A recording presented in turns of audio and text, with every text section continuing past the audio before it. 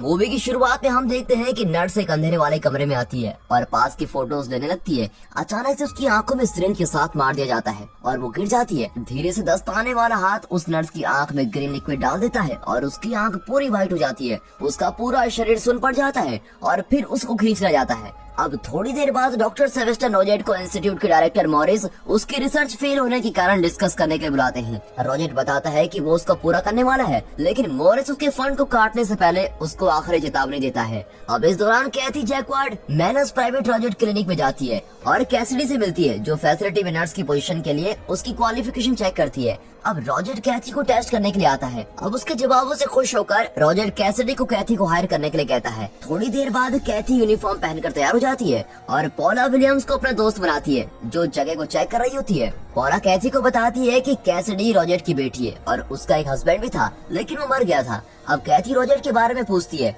पॉला उसे बताती है कि रोजेट ज्यादातर अपनी लेबोरेटरी में ही काम करता है और यहाँ बहुत ही ज्यादा रिस्ट्रिक्शन है। पॉला ये भी बताती है कि कैथी को कैमेटोस के पेशेंट्स को सेकंड फ्लोर में देखना होगा। पॉला कैथी को कैमेटोस के हर पेशेंट से मिलवाती है और उनके एक्सीडेंट्स के बारे में बताती है। फिर पॉला एक डाइविंग एक्सीडेंट पेशेंट के बेड पर बैठ जाती है। अब कैथी चौंक जाती है जब पेशेंट झटके मारता है। हालांकि पॉला उसको समझाती है कि ये तो कुछ भी नहीं है।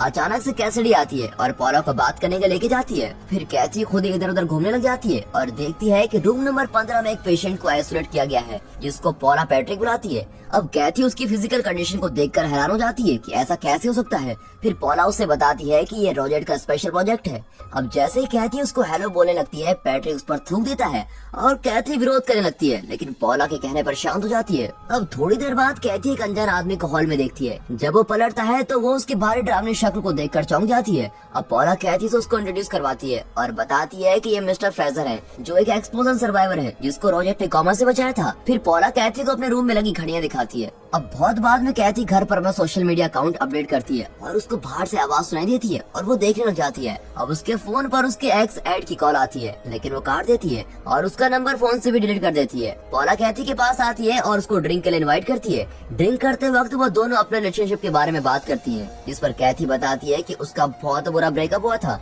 उसके बाद पॉला एक आदमी को बुलाती है और कैथी से डॉक्टर ब्रेन राइट को इंट्रोड्यूस करवाती है और ब्रेन को साथ में ज्वाइन करने के लिए कहती है, लेकिन वो मना कर देता है और वहाँ से चला जाता है। पॉला बताती है कि ब्रेन एक साइकियाट्रिस्ट है, लेकिन अब वो रेडियो के लिए ही लिखता है और बोलता है। और ऐसे बातें करते हुए कैथी पॉला की आंखों में ब्रेन के लिए अट्रैक्शन देखती है। फिर उसी दिन डाइविंग एक्सीडेंट पेशेंट मर जाता है और कैथी उसको मॉर्ग लेकर जाती है। अब लिफ्ट में पेशेंट अचानक से कैथी का गला पकड़ लेता है और उसको खींच लेता है, लेकिन जैसे ही वो बेसमेंट में पहुंचते हैं वो उसको छोड़ देता है। अब लिफ्ट खुलती है और बाहर रोजेट वेट कर रहा होता है। कैथी रोजेट को बताती है कि पेशेंट अभी मरा नहीं है, लेकिन बेपरवाह रोजेट कैथी को ऑर्डर देता है कि वो इसे वापस रूम नंबर 15 में लेके जाए। अब थोड़ी देर बाद रूम नंबर 15 जाने से पहले रोजेट कैथी को कहता है कि उसको ये इंस्ट्रक्शन फॉलो करनी पड़ेगी जो लेटर के अंदर है। फिर रोजेट पैट्रिक पर कुछ एक्सपेरिमेंट करता है। रोजेट पैट्रिक को ड्रग देता है और बाकी कुछ जगहों पर सुई चुबाकर उसके ब्रेन की एक्टिविटी को जान लेता है। अब रोजेट इसके रिजल्ट से काफी निराश होता है। ये सब बहुत जल्दी हो जाता है और रोजेट कैथी को साफ करने के लिए बोलकर वहाँ से चला जाता है। अब रोजेट के जाने से पहले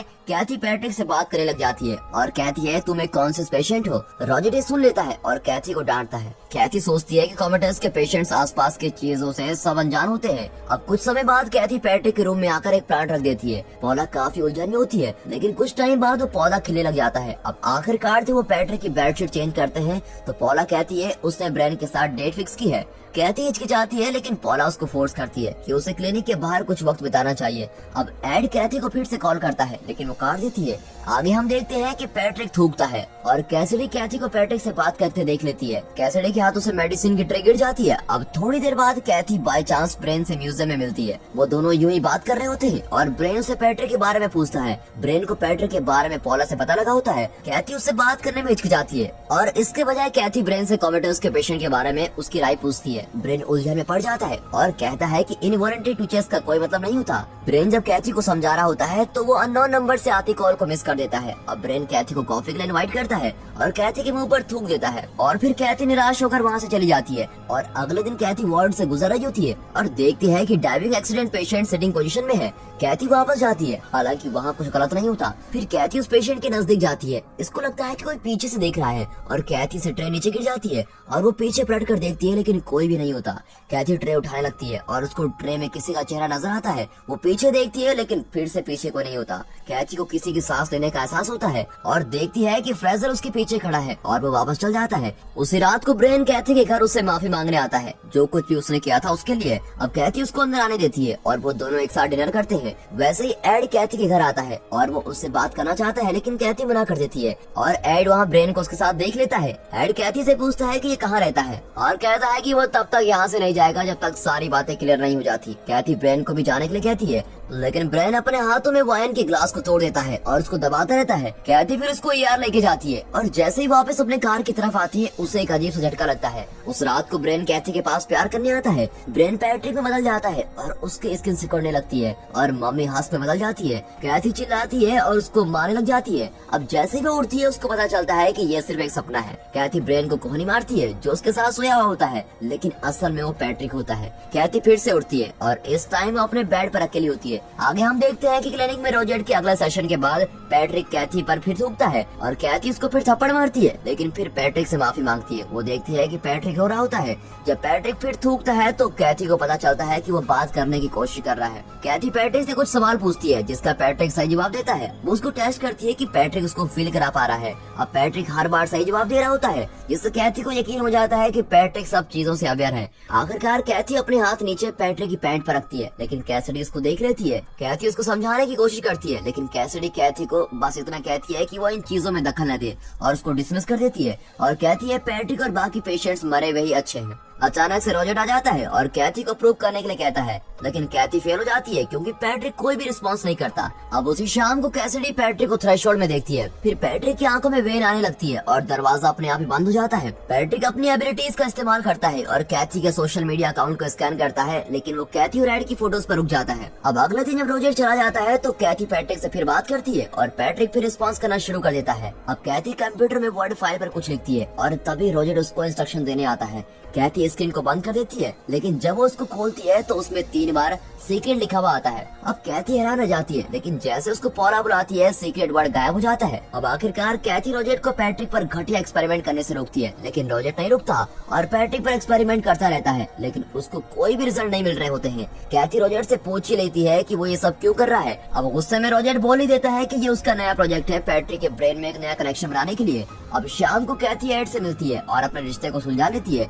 इसी दौरान पैट्रिक अपनी एबिलिटीज का इस्तेमाल करता है और एड के फोन पे कॉल करता है। जैसे ही एड फोन पर मिस कॉल देखता है वैसे ही पैट्रिक उसको एक ट्रेस में डाल देता है। अब जल्दी कैथी देखती है कि एड अपना हाथ सैंडविच ग्रिल में रख देता है और कैथी एड को जल्दी से हॉस्पिटल लेकर जाती है और डॉक्टर कैथी को बताते हैं कि एड के हाथों में कोई भी नर्व नहीं बची है जिससे वो दर्द को महसूस कर सके। उसके बाद कैथी फिर से अपने काम पर जाती है। पैट्रिक कैथी से फिर से बात करने की कोशिश करता है और इस बार वो कंप्यूटर पर अपनी बातें लिखता है। कैथी पैट्रिक से पूछती है कि वो सब क्या चाहता है, क्या वो ये चाहता है कि डॉक्टर एक्सपेरिमेंट बंद कर दे, पर पैट्रिक जवाब देता है कि अभी नहीं, लेकिन वो ये नहीं बताता कि क्यों। अब उसी शाम को कैथी चुपके से पैट्रिक के रूम में जाती है और पूछती है तुम बाकी लोगों के साथ बात क्यों नहीं करते। पैट्रिक फिर से टाइप करता है और बताता है क्योंकि तुम समझने वाली हो और दयालु हो। अब अगले दिन एड कैथी को कहता है कि उसे कुछ याद नहीं आ रहा है। कैथी एड को पैट्रिक के बारे में बताने वाली होती है लेकिन रुक जाती है। अब एड कैथी को कहता है जैसे ही वो यहाँ से निकल जाएगा वो दोनों एक साथ रहेंगे, लेकिन कैथी इस पर कोई जवाब नहीं देती। वापस क्लिनिक में हम देखते हैं कि पैट्रिक के साथ और भी एक्सपेरिमेंट किए जाते हैं। पैट्रिक और कई एक्सपेरिमेंट से गुजरना चाहता है। पैट्रिक चाहता है कि कैथी सब कुछ समझ जाए और जान जाए। अब कैथी रोजेट से कहती है कि वो पैट्रिक की जिंदगी को खतरे में डाल रहे हैं, लेकिन रोजेट को इसकी कोई परवाह नहीं होती। अब उसी रात को कैथी ब्रेन को रोजेट के प्रोसीजर के बारे में बताती है। ब्रेन उसकी हेल्प करने को कहता है। अब अगली बार कैथी पैट्रिक से बात करती है तो पैट्रिक कहता है वो उसको देख रहा है, उसकी हर ख्वाहिश, राज और डर को जानता है। वो कहता है कि कैथी को उस पर नजर रखने के लिए किसी की जरूरत है। अब कैथी इस बात को मना कर देती है, जिस पर पैट्रिक कहता है कि कभी कभी हमें पता नहीं होता कि हम क्या चाहते हैं। अब थोड़ी देर बाद रोजेट कैथी को ब्रेन के बारे में बताता है क्योंकि वो बार बार फोन करता रहता है। कैथी ब्रेन को सावधान रहने को कहती है। ब्रेन उसे कहता है कि बहुत जल्द सब कुछ बदल जाएगा और जैसे ये होगा वो उसको बता देगा। अब कैथी अपनी अगली शिफ्ट में पैट्रिक से बात करती है और कहती है उसने उसकी हेल्प करने के लिए कुछ किया है, लेकिन पैट्रिक उसको मना कर देता है कि उसको इसकी जरूरत नहीं है। इसी दौरान फ्रीजर लाइट हाउस को 7 बजे टर्न ऑन कर देता है, जिससे पैट्रिक का कनेक्शन टूट जाता है। कैथी उसकी हेल्प करने की सोच लेती है और पैट्रिक के वर्ड्स को याद करती है कि लोगों को हमेशा पता नहीं होता कि उनको क्या चाहिए। पैट्रिक उसकी कंसर्न से परेशान हो जाता है। अब दरवाजा अपने आप खुल जाता है, जिसका मतलब ये होता है कि पैट्रिक कैथी को जाने के लिए कहता है। इसी दौरान रोजर को मॉरिस की कॉल आती है और वो बोर्ड को दिखाना चाहते हैं रोजर के पास जो भी है। साथ साथ हम देखते हैं कि ब्रेन गाड़ी चला रहा है। ब्रेन कैथी को कॉल करता है, लेकिन अचानक से उसका फोन गर्म हो जाता है और पैसेंजर सीट को मेल्ट कर देता है। पैट्रिक कार को कंट्रोल कर रहा होता है और कार को रास्ते से निकाल रहा होता है। फिर ब्रेन की कार एक चोटी के किनारे पर आकर रुकती है। ब्रेन किसी तरह सीट बेल्ट के बकल्स खोलने की कोशिश करता है, लेकिन वो अपने आप ही टाइट हो जाते हैं। अब ब्रेन कोशिश करता है कि वो बाहर निकल जाए, लेकिन कार बढ़ने लग जाती है और खाई में गिर जाती है। अब अगले दिन जब रोजर पैट्रिक को इलेक्ट्रिक शॉक दे रहा होता है, तब कैथी उसको बंद कर देती है ताकि उसको और शॉक न दिया जाए। रोजर काफी गुस्से में आ जाता है। जैसे ही कैथी वहाँ से चली जाती है, रोजर उससे बताता है कि उसे सच्ची दृष्टि के साथ श्राप मिला है और वो बिना इसके जवाब ले नहीं बैठेगा। रोजर पैट्रिक को कहता है कि वो इसके बहुत नजदीक है और वो उसकी हालत फटने जैसे कर देगा। इसी दौरान कैथी ब्रेन को वॉइस मेल भेजती है कि जल्दी कुछ करो। फिर दिखाते हैं कि पैट्रिक पर फ्लैट लाइन आने लगती है, जिससे नर्स उसकी तरफ भागती है और पॉला पैट्रिक को सीपीआर देती है और कैथी पैट्रिक को शॉक देती है। और पैट्रिक जिंदा हो जाता है और कैसिडी उनको ये सब करते हुए देख लेती है। कैसिडी रोजर को इसके बारे में सब कुछ बता देती है और कहती है कि पैट्रिक को उनको पनिश करने के लिए भेजा गया है, लेकिन रोजर मना कर देता है और कहता है कि वो इसके बहुत ही करीब पहुंच चुका है और अब पीछे नहीं हट सकता। उसी वक्त कैथी देखती है कि फ्रेजर को सांस लेने में दिक्कत आ रही है। कैथी उसके एयरवेज खोलने की कोशिश करती है। अब फ्रेजर देखता है कि रेडियो टनल चल रहा है और उस पर ब्रेन के एक्सीडेंट की न्यूज आती है। कैथी रोजर पर ब्रेन के मरने का इल्जाम लगाती है और रोजर कैसिडी को कैथी को निकालने के लिए कहता है। कैथी अपने कार में बैठ जाती है और साइड मिरर में फ्रेजर को देखती है। फ्रेजर उसको कहता है कि अगर वो चली गई तो सारा उसी का कसूर होगा। अब कैथी फिर भी चली जाती है और कैसिडी उसको खिड़की से देख रही होती है। कैसिडी फिर वही सेंज लेती है जो उसने पिछले नर्स को मारने के लिए इस्तेमाल की थी और कैथी के घर पहुंच जाती है। कैसिडी कैथी को धमकाती है कि वो कभी क्लिनिक में वापस न आए। अब कैथी उसको अंदर ले आती है। कैसिडी कैथी को पैट्रिक की रिकॉर्ड फाइल देती है। जब कैसिडी देखती है कि कैथी बहुत थक चुकी है तो वो चली जाती है। कैथी पैट्रिक की रिकॉर्ड फाइल पढ़ने लगती है और उसको पता चलता है कि पैट्रिक और उसकी माँ का कैसा रिलेशन था और वो 2 लोगों की मौत में शामिल है। क्लिनिक में हम देखते हैं कि कैसिडी रोजर और पॉला को घर में भेज देती है और एक बड़ी कैंची लेकर पैट्रिक के रूम में उसको मारने जाती है, लेकिन पैट्रिक किसी तरह उसकी कैंची गिरा देता है। अब इसी दौरान कैथी अपने बाथटब में होती है और सोचती है कि इस केस में कैसिडी, ब्रेन और एड शामिल है।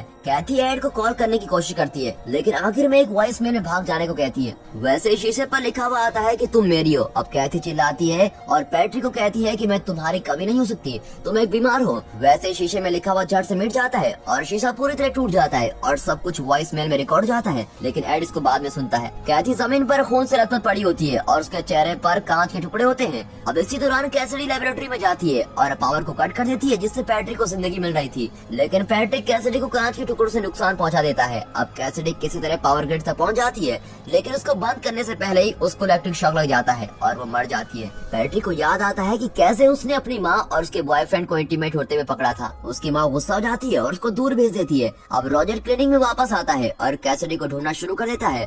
पैट्रिक रोजर को लेबोरेटरी में बंद कर देता है और उसी वक्त एड आता है और कैथी को ढूंढने लग जाता है। पॉला पैट्रिक की कंट्रोल में होती है और एड को फ्रीजर में बंद कर देती है। अब जैसे ही कैथी क्लिनिक पहुंचती है तो वो डोर खोलने की कोशिश करती है, लेकिन उसको शॉक लगता है और वो गिर जाती है। कैथी फिर कोशिश करती है और पॉला को पीछे करती है। पॉला दूसरे पेशेंट्स के साथ दिखाई देती है और सारे पेशेंट्स बैठ के पैट्रिक के वर्ड्स बोल रहे होते हैं। ये देखकर कैथी चिल्लाने लग जाती है। कैथी पॉला तक पहुंच जाती है, लेकिन वो पैट्रिक के कंट्रोल में होती है और कैथी को धक्का दे देती है। पॉला लिफ्ट के एज तक पहुंच जाती है। अब कैथी पैट्रिक से उसको छोड़ने के लिए कहती है। पैट्रिक उसकी बॉडी को छोड़ देता है, लेकिन वो नीचे गिर जाती है। अब कैथी उसको बचा नहीं पाती। पैट्रिक पॉला पर लिफ्ट छोड़ देता है और पॉला मर जाती है। अब कैथी जल्दी से पैट्रिक के रूम तक पहुंचती है, लेकिन अंदर नहीं जा पाती। कैथी को पैट्रिक का मैसेज आता है, जिसमें पैट्रिक अपने प्यार का इजहार करता है, लेकिन कैथी मना कर देती है। अब पैट्रिक कैथी को हिंट देता है कि एड क्लिनिक में कहीं बंद है। कैथी एड को पागलों की तरह ढूंढने लग जाती है। पैट्रिक कैथी को लेबोरेटरी के अंदर भेज देता है, जहां कैथी को कैसिडी की लाश और बाकी लाश दिखाई देती है।